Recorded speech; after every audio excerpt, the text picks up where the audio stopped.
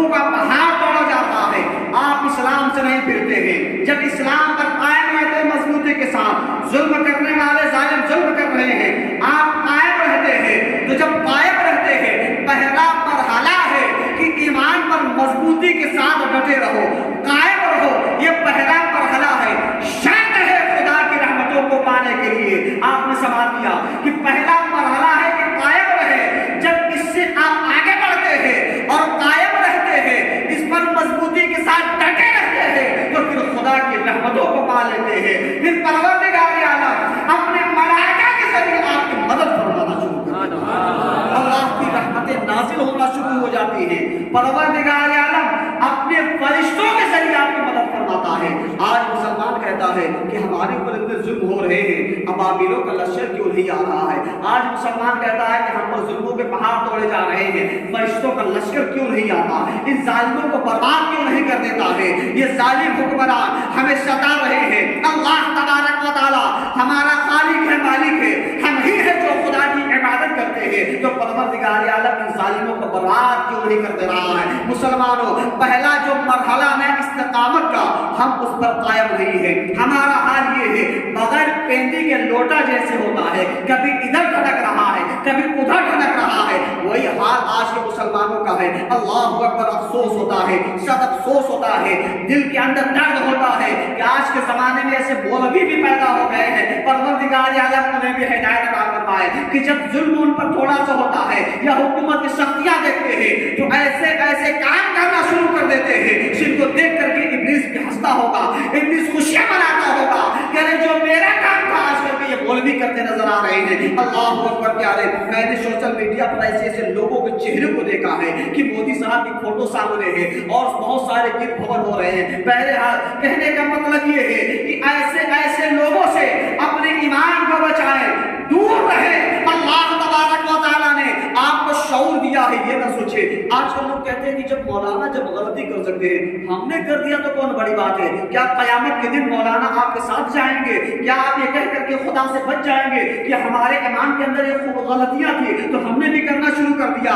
اللہ تبارک و تعالیٰ کے پاس جا کر کے آپ یہ کہہ کر کے نہیں بچ سکتے کہ لوگ پڑھے لکھے لوگ یہ غلط کام کر رہے تھے تو ہم نے بھی کرنا شروع کر دیا۔ اللہ تبارک و تعالیٰ کہے گا، اے میرے بندے یہ بتا، کیا تجھے میں نے بیل بنا کر کے بھیجا تھا جو یہ عذر پیش کر رہا تھا؟ اور میں نے تجھے شعور دیا تھا، عقل دیا تھا اور جانوروں سے ممتاز کیا تھا، سوچنے سمجھنے کی طاقت تجھے عطا کی تھی، کیا تجھے شعور نہیں تھا؟ کیا تجھے پتا نہیں تھا کہ یہ کوئی خدا ہے جس کی عبادت کی جا سکتی ہے؟ اور خدا کے بعد اگر کسی کا مرتبہ ہے تو محمد عربی صلی اللہ علیہ وسلم۔ اور کسی مولوی کے قول کو آپ دلیل نہیں بنا سکتے، نہ ہی کسی مولوی کا قول شریعت بن سکتا ہے۔ اگر شریعت کسی کے قول و فعل کو ہم بنائیں گے تو مصطفیٰ جان رحمت کی ذات مبارکہ ہے، محمد عربی صلی اللہ علیہ وسلم کی ذات ہے۔ ہمارے آقا نے کبھی سمجھوتا نہیں کیا ہے، توحید سے کبھی سمجھوتا نہیں کیا ہے، مذہب اسلام سے کبھی سمجھوتا نہیں کیا ہے۔ ہاں، آپ نے مصلحتاً جو کام کیے ہیں ان میں بھی کہیں پر بھی شرک کا شے شائبہ بھی نہیں نظر آئے گا اور مذہب اسلام سے کہیں سمجھوتا بھی نہیں نظر آئے گا۔ حضرات محترم، ہمیں یہ چاہیے کہ اپنے نبی کی سیرت کو اپنائیں اور اپنے اندر جو ہمارا ایمان ہے نا اس پر مضبوطی کے ساتھ قائم رہے، اور مضبوطی کے ساتھ قائم رہنے کی دلیل یہ ہے کہ جو نبی نے فرما دیا ہے اس پر عمل کرتے ہوئے زندگی گزاریں۔ لوگ بس یوں ہی ہوا ہے، نہیں صاحب ہم بہت سچے مسلمان ہیں، پکی مسلمان ہیں۔ دلیل کیا ہے؟ ظاہر ہونا چاہیے نا، کسی بھی دعوے کی کچھ دلیلیں ہوتی، بغیر دعویٰ کا بغیر دلیل کا کوئی بھی دعویٰ بیکار ہوتا ہے۔ اگر ہم سچے مسلمان ہیں تو نماز تو ہم سبھی پر فرض ہے، اور نبی کی اگر عاشق کے تو آپ فرماتے ہیں قرۃ عینی فی الصلاۃ، کہ میری آنکھوں کی ٹھنڈک نماز ہے۔ ہم نماز پڑھیں گے ٹھنڈک ہمارے نبی کو پہنچے گی۔ سبحان اللہ۔ ایک عاشق کے لیے اس سے بڑھ کر کے بات کیا ہو سکتی ہے کہ وہ اپنے معشوق کو سکون پہنچاتا ہے۔ ایک عاشق کی پہچان یہ ہوتی ہے کہ ہر حال میں وہ اپنے معشوق کی، اپنے محب کی، جس سے وہ محبت کرتا ہے، اس کی خوشی چاہتا ہے، اس کی رضا چاہتا ہے۔ اب اس کی رضا کی خاطر اپنی جان بھی گنوانی پڑے نا تو عاشق پیچھے نہیں ہٹتا، حضرت ابراہیم خلیل اللہ علیہ السلام و تسلیم کو خدا سے محبت تھی، اللہ سے محبت تھی، اور اللہ نے آپ کو خلیل بنایا تھا۔ تو جب جان کی بازی لگانے کی باری آئی تو حضرت ابراہیم علیہ السلام نے کوئی عذر بھی پیش نہیں کیا، نہ کچھ اس سے کہا کہ میرے پروردگار یہ میرے اوپر کیوں ہو رہا ہے۔ بس یہ تھا کہ جب میرے پروردگار کو، میرے محبوب کو، میرے رب کو، میرے خدا کو یہی پسند ہے کہ ابراہیم کو آگ میں ڈالا جائے، تو ابراہیم کے لیے اس سے بڑی خوشخبری کیا ہو سکتی ہے کہ اس فعل سے میرا پروردگار راضی ہو جائے۔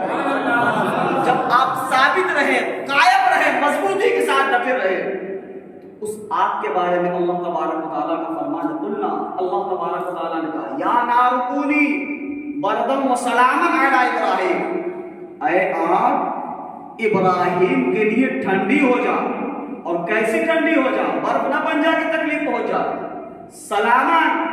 سلامتی والی ایسی ٹھنڈی ہو جا کہ میرا خلیل سکون کے ساتھ اس آگ میں آرام کرے۔ سبحان اللہ۔ ہم اے سی کا استعمال کرتے ہیں نا سکون کے لیے، گرمی کا موسم ہو، باہر کمرے میں جائیں، اے سی لگا کر کے آرام سے سکون سے پڑے رہے۔ ارد گرد ایک کمرے میں اے سی اگر ہو تو وہ کمرہ ٹھنڈا رہتا ہے، ارد گرد اس کی دیواریں پیچھے سے گرم نظر آئیں گی، پورا ماحول گرم نظر آئے گا، باہر نکلنے پر چہرے جھلستے نظر آئیں گے، لیکن جو کمرے کے اندر ہوتا ہے اس کو باہر کی گرمی کا احساس بھی نہیں ہوتا ہے، وہ تو سکون کی زندگی گزار رہا ہوتا ہے، سکون کا سانس لے رہا ہوتا ہے۔ ایسے ہی ابراہیم علیہ السلام آگ کے اندر اطمینان کے ساتھ، سکون کے ساتھ آرام کر رہے تھے، ایسے ہی جیسے کوئی پھولوں کے باغ میں آرام کیا۔ لیکن یہ کب ہوگا؟ استقامت، مضبوطی کے ساتھ قائم رہے، خود بھی قائم رہے، گھر کا ماحول ایسا بنائے کہ جو آنے والی جنریشن ہے، جو آنے والی نسل ہے، وہ دیکھ کر کے وہ بھی ایمان میں مضبوط رہے۔ میں پہلے بھی کہہ چکا ہوں، جو ہمارے بڑے بزرگ ہیں انہیں یہ چاہیے کہ اپنے بچوں کو روزانہ کہانیاں سنائے کریں۔ بچے کارٹون دیکھنا پسند کرتے ہیں، کہانیاں سننا پسند کرتے ہیں، تو کیوں نہ ان کی اس ذوق کا فائدہ اٹھایا جائے، ان کے ذوق کے مطابق ہی ان کو کام دیا جائے، تو بچے خوشی خوشی کر لیں گے۔ تو اگر ان کے ذوق کے مطابق ہمارے بڑے بزرگ یہ تہیہ کر لیں کہ ہم رات کو روزانہ سونے سے پہلے جب شام ہو جائے گی، جب بچے گھر کے اندر آ جاتے ہیں، تو ہم ان کی تربیت کی خاطر کہانیاں سنائیں گے۔ اور کہانیاں کون سے سنائیں گے؟ الف لیلا کی کہانی نہیں سنانی ہے، رانی کیتکی کی کہانی نہیں سنانی ہے، کہانیاں سناؤ، ایسی کہانیاں کہ بچپنے سے تمہارے بیٹے کا کلیجہ مضبوط ہوتا نظر آئے۔ کیسی کہانیاں؟ خالد بن ولید رضی اللہ تعالیٰ عنہ کی داستان پڑھ کر کے سناؤ، محمد بن قاسم کی داستانیں سناؤ، اور حضرت عمر فاروق رضی اللہ تعالیٰ عنہ کی بہادری اور ان کی شجاعت، ان کے عدل و انصاف کی کہانیوں کو سناؤ۔ جب بچپنے سے بچے کے کان میں یہ باتیں جاتی رہیں گی تو دل اتنا مضبوط ہو جائے گا کہ بڑے ہونے کے بعد اس کی گردن کٹ جائے گی، لیکن ایمان کا سودا کبھی نہیں کرے تو صحیح۔ اچھا، چونکہ وقت زیادہ ہو گیا، ایک بہت اہم بات میں آپ سے کہہ کے گزرتا ہوں، سب غور سے سنیں۔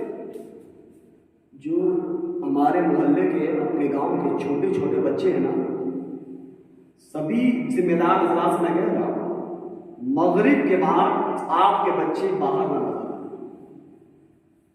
سمجھ رہے ہیں میں کیوں کہہ رہا ہوں؟ سمجھدار ہیں، چھوٹے چھوٹے 5 سال 7 سال 8 سال کے جو بچے ہیں نا، ان پر آپ توجہ دیں۔ جو باہر گھومتے نظر آتے ہیں، مغرب کے بعد اپنے بچوں کو اپنے گھروں کے اندر رکھیں، ورنہ اگر ان کی زندگی برباد ہوتی ہے تو آج کے بعد اس کی ذمہ دار آپ۔ سبھی سے میری گزارش ہے، جن کے پاس بھی بچے ہوں یا بچی ہوں، مغرب کے بعد کسی کا بھی کوئی بیٹا یا بیٹی گھر کے باہر نظر نہ آئے، اپنے بچوں کی حفاظت کریں۔ یہ عمر اتنی نازک عمر ہوتی ہے کہ اگر آپ حفاظت نہیں کریں گے تو آپ کے بچے ذہن تو خراب ہوگا ہی، زندگیاں بھی برباد ہو سکتی ہیں۔ میں جو کہنا چاہ رہا ہوں سمجھ رہے نا؟ سبھی سے گزارش ہے کہ مغرب کی اذان ہو، اگر بیٹا نماز پڑھتا ہے، مسجد جاتا ہے، تو انتظار کرے کہ مسجد سے کب گھر آ رہا، مسجد سے گھر آئے۔ مغرب اور عشاء کے درمیان جو بچے ادھر ادھر کھیلتے نظر آتے ہیں نا، آپ تمام ذمہ داران سے گزارش ہے کہ آپ اپنے بچوں کو باہر نہ نکلیں۔ آپ نگرانی کریں. بچے آپ کے ہیں، ہم نہیں جائیں گے آپ کے گھر نگرانی کریں. سبھی سے یہ میری گزارش ہے، درخواست ہے، اگر آپ عمل کریں گے تو آپ کا فائدہ ہوگا، آپ کے بچوں کا، آنے والے کئی نسلوں کا فائدہ ہوگا. بس اسی کے ساتھ اپنی گفتگو ختم کر رہا ہوں. استغفر اللہ ربی من کل ذنب واتوب الیہ وما علینا الا البلاغ. السلام علیکم. کھڑے ہو جائیے.